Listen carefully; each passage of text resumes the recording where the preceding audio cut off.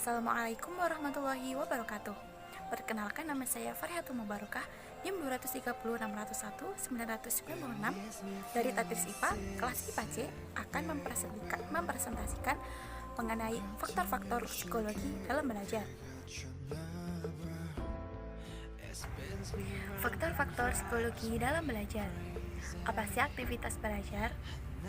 Aktivitas belajar yaitu kegiatan belajar yang dilakukan oleh siswa dalam rangka berusaha untuk mempelajari berbagai macam mata pelajaran dengan mengerahkan seluruh kemampuan dan perasaan yang mengarah pada tujuan tertentu. Faktor psikologi yang mempengaruhi dalam belajar itu dibagi menjadi dua, yaitu faktor internal dan eksternal.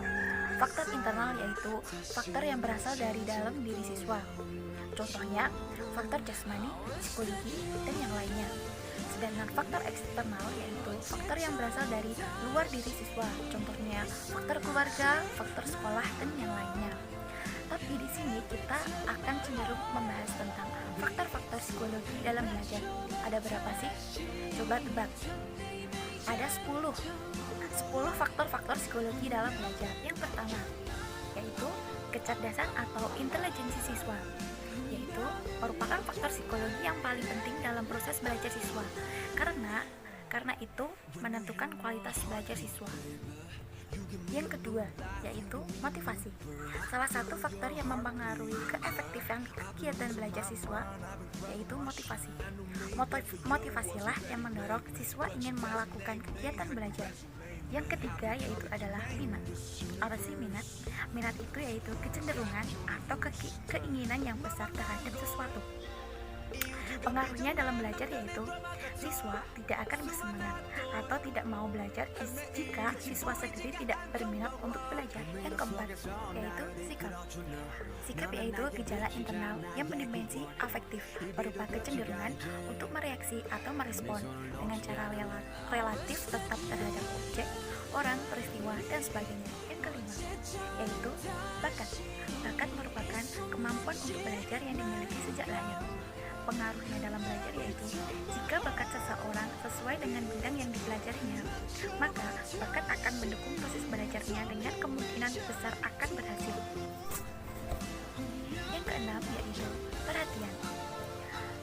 Untuk dapat menjamin hasil belajar yang baik, maka siswa harus mempunyai perhatian terhadap bahan yang dipelajari.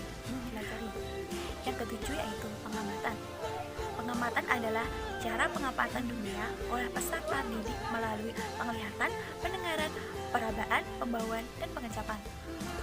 Untuk kepentingan pengaturan proses pembelajaran, peserta didik perlu memahami keseluruhan modalitas pengamatan tersebut dan menetapkan secara analitis manakah di antara unsur-unsur modalitas pengamatan itu yang paling dominan dalam belajar.